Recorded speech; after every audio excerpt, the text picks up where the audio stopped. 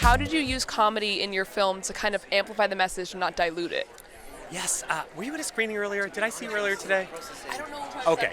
Okay. Someone asked a question. It looked dark in the theater. Okay.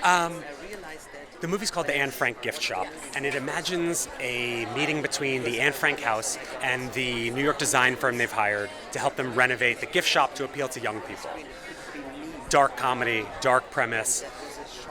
The idea is to use comedy to meet young people where they live, speak a comedic language that they understand, to disarm them and get them to laugh so that then we can bring in the vital message of the film, which is we need to keep telling the story again and again and again, or this will happen again. No, definitely. Thank you so much. Are there any films kind of in this year's festival lineup that you're kind of hoping to see or that you were just really excited about? Well, I saw Zone of Interest earlier today, which I was really curious to see because thematically our films sort of talk to each other. In opposite directions? Yeah, I mean, that's yes, that film is about a German couple that, one is an SS guard and they live across from, they live across the street. I was trying to think of a nice way to say it. They live across the street from a concentration camp. I'm so glad I got to see that here. And my short film was paired with a feature called At the Gates, which was incredible, which also had these very surprising thematic overlap. I just think that's the joy of coming to a film festival.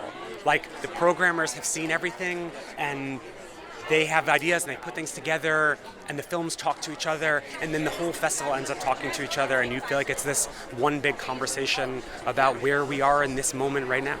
I think that your film is definitely an interesting conversation. Is there a little bit that you could tell us about the ideation process of how you got to where you are? Of course. On the project, you mean? Yes. Yeah. Excuse me. Yes. 3 years ago, there was an academic study from the Claims Conference. It was the first 50-state study of Gen Z and millennials and their knowledge of the Holocaust. And the findings were really scary. It said, 2/3 of young Americans couldn't tell you how many Jews were murdered in the Holocaust. And I've known Ruth forever. And 11% somehow believe Jews caused the Holocaust. It was a very disturbing study that made these international headlines. And I was trying to think of a way to combat that. I'm a Jewish filmmaker. This topic is important to me, should be important to everybody, and I felt that ultimately comedy was the way to speak to young people. It's the thing that they are looking at all day on TikTok.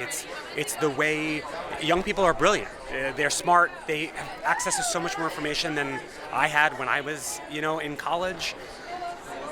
So you really need to come at them with the facts all together and also the comedy, and they can smell something, a false note from a mile away. They're so sophisticated. Like, I really felt like we really had to do a lot of work if we're going to try to talk to that audience.